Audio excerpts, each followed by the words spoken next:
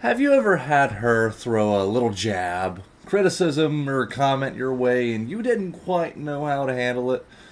Well, today, we're going to be breaking down 18 ways to handle them like a boss. Or crash and burn using our custom tier list. Guys, pay attention, because one wrong word could land you in epic fail territory. But a clever response could take you straight to Shit Test Slayer. Alright, let's kick things off with the double tap tease, which I've placed in good enough tier. It's a playful tactic that gets the job done, but doesn't exactly leave her dazzled. Still, it's a solid move to have in your arsenal. When she throws a playful jab like saying, "Oh, you're wearing that shirt again," you can respond with something light and cheeky like, "Careful. Next step, you telling me how to style my hair too, huh?" With a little grin. It's, playful, keeps the vibe fun, shows you're not so easily rattled. While it is effective, it is not the ultimate level. Now, we've got the over-explain, and it lands in cracked under pressure tier. Why? Because when she makes a comment, you start over-explaining every little detail. It screams insecurity, guys. Respond with something like, "No, see, it's because, actually, wait, let me explain." It just makes it clear that you're flustered. Women pick up on nervous over-explaining, and it tells them that you're trying too hard with approval. Instead, keep it short and confident. So, for example, say something like, "Relax, I've got this under control," and move on. Less talking, more confidence. Ready to see some quick thinking in action? Let's talk about rapid fire. Placed in the masterful comeback tier. When she drops a shit test like, "Don't you think that's a bit immature?" you respond with something cool and witty. "Maybe, but who said growing up has to be boring?" You turn the test into an opportunity to show confidence and humor. She's going to appreciate your lighthearted charm. Let's see what's up next, though. Because up next we have the emotional blowout. That's going to be sitting in the epic fail tier. If you blow up, get defensive, or turn her comments into a full-blown argument, well, you've just proven her doubts right. That's a fast track to losing her interest, guys. When you feel your temper rising, just take a deep breath. Stay calm under pressure is far more attractive than losing your cool. Reacting emotionally gives her control, and that's a losing move. Now we've got the calm return, earning its spot in Shit Test Slayer. Let me tell you a quick story. So, this one time, my friend Riley, he had this one girl who loved throwing little jabs at him. And instead of snapping back or justifying himself, he kept his cool and he always replied calmly like, "Okay, I see your point. By the way, what do you think about X?" And he just smoothly shifted the topic always. That calm and composed attitude left her with no ammo. Instead of arguing, she just grew more curious about him. So, next time you face a shit test, remember, staying chill and steering the conversation shows unshakable confidence. Be like Riley. Riley's a good guy. Next is the almost cocky wink, placed in good enough. When she says something like, "Don't you think you're being a little immature?" you flash a subtle wink and reply, "Hey, you've got to save some immaturity to keep it a little fun, right?" It's playful without crossing the line, Be careful not to overdo it, though. Confidence is good, but arrogance is not. Use this sparingly. It can work in your favor. Here's the quick humor flip. It earns a spot in Masterful Comeback. She says, "You seem a little full of yourself today." You respond with a smile. "Just today?" Great, I'm making progress. You flip the comment back on her in a very fun way. See, light humor shows her that you don't take yourself too seriously, which is a pretty huge plus. It communicates confidence without actually trying super hard. Finally, we have the passive apology, firmly in epic fail. Apologizing unnecessarily, like saying, "Oh, I'm so sorry, I didn't mean to upset you," at every little comment. It just makes you seem overly eager to please. Apologizing when it's truly warranted is a sign of maturity. But overdoing it makes you kind of look insecure, guys. Balance is everything. Next, respecting her space. I've placed this in the cracked under pressure tier. It's a decent move because it shows maturity and lack of desperation, but On its own, it just doesn't really ignite much attraction, you know? It needs a little extra initiative to stand out. So imagine she's telling you she's hanging out with friends on Saturday and doesn't include you in the plans. Instead of demanding an explanation, you calmly reply, "Great, have a great time." And you focus on your own plans. No drama, no overthinking, nothing. See, from her perspective, not being pressured feels like you respect her individually. Just remember though, respecting space doesn't mean total detachment. Sprinkle in a little bit of initiative at the right moment, just to keep things balanced. Ooh, light physical escalation. This lands in good enough tier. A subtle touch, it's like guiding her through a tough crowd with her hand on her back, and add just like the right amount of tension. It's not top tier, but it can definitely elevate the interaction if done confidently and respectfully. Okay, boom. Picture this. You leave in a busy cafe, and you gently guide her by placing your hand lightly on her back. This small moment creates an intimate spark without being invasive, you know? Most women respond positively to well-timed, subtle touches because they signal confidence and comfort. The key? Boys, keep it natural. Any hesitation or awkwardness can kill the vibe.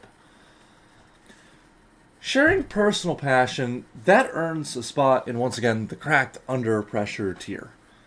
Opening up about what excites you, your hobbies, your projects, can pique her curiosity. But it's not a game changer unless you involve her in the experience. So, let's just say you're into photography, right? You invite her to join you at a scenic park to take some shots. You explain why you love the process, and she gets to see your excitement firsthand. The energy is really engaging, even if it's not electric. The key is to make her feel like a part of that universe. If you talk endlessly about your passion without paying attention to her reactions, she'll lose interest with them. Involve her by asking her thoughts and creating a shared experience. Tactile withdrawing deserves a place in the masterful comeback tier. This isn't ghosting. It's about knowing when to give her space and let the curiosity build naturally. It's the art of making your absence noticeable without being, manipulative.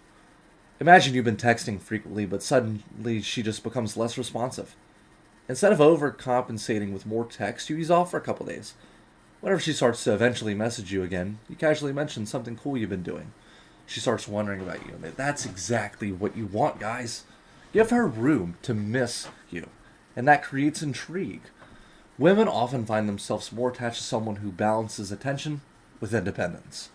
Just don't confuse this with playing hard to get. It's strictly about timing and intent. Mirroring her pace is in the epic fail tier because it's just too passive. If she takes like 12 hours to reply and you match that exact same energy, you're just going to follow her lead and start sparking something new. She texts you every 12 hours and you wait exactly on the dot 12 hours to reply. There's no initiative, there's no excitement, and it's just a dull back and forth that doesn't create any tension or momentum. Sometimes you need to break that rhythm. Introduce something expected. A funny meme, an intriguing question, just to shake things up. Following her lead all the time won't make you stand out. Selective vulnerability. This lands in good enough tier. Showing glimpses of your emotional side can create a strong connection, but only if it's done sparingly and authentically. So, during a conversation, you casually share about how you overcame a childhood fear of public speaking by taking, small steps. See, she sees your human side without feeling, super overwhelmed by too much information. See, most women appreciate emotional openness when it's balanced. Oversharing too soon can feel like you're unloading, while measured vulnerability shows confidence and depth. Ooh, physical activity invite. It belongs in the correct under pressure tier.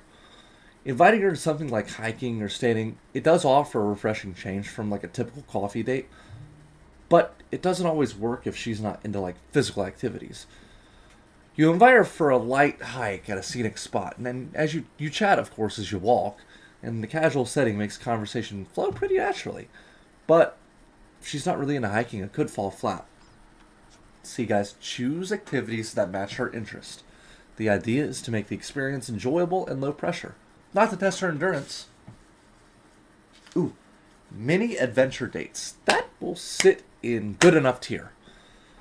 Taking her to unique, spontaneous outings like a food festival or a pop-up art gallery, it just adds excitement. Even if it's not a surefire way to create a deep attraction. You surprise her with a trip to a quirky ice cream shop and follow up with a stroll through the local street fair. See, the novelty keeps things lively and memorable. Women are drawn to the experiences that break monotony. An adventurous plan shows you're creative and fun, but it works best when there's already, some chemistry there. Ooh. Next, we have playful negging. That's going to land an epic fail. While a little teasing can be fun, taking it too far, especially whenever it feels forced or mean, it just can backfire and make you seem insecure. Imagine you jokingly comment on her outfit, saying, "Wow, did you raid your grandma's closet for the jacket?" So you think that's clever, but instead of laughing, she looks slightly offended. The balance is off, and whatever you hoped would be playful feels unnecessarily critical. The lesson? Keep the teasing light and contextually appropriate at that. A misstep here can shift her interest in a neutral or even in reverse. Finally, we've arrived at confident silence, which claims a spot in the masterful comeback tier. Sometimes saying nothing is more powerful than filling the air with nervous chatter. It shows off self assurance and comfort in your own skin. So, boom, picture this. You're both sitting in the park, enjoying the view. Instead of feeling the need to comment on every little thing, you lean back, relax, enjoy the moment. She senses your calm energy and feels drawn to your quiet confidence. See, for women, silence can signal strength. It says, I don't need to overcompensate. I'm comfortable with who I am. That is the key to ensure the silence feels natural and not awkward. Let the situation guide the rhythm. And there you have it, my good friends. The ultimate guide to mastering her shit test and turning them into opportunities to showcase your best self, my friends. Remember, every challenge is a chance to level up. Next, get ready for the alpha versus beta debate, where we're going to be unpacking the truths, the myths, and everything in between about these labels. After that, don't miss. Never do this on your first date. It's going to be a deep dive into the subtle mistakes that can ruin your chances before even getting started. Stay sharp, stay confident, and I will see you in the next one, guys. Take care.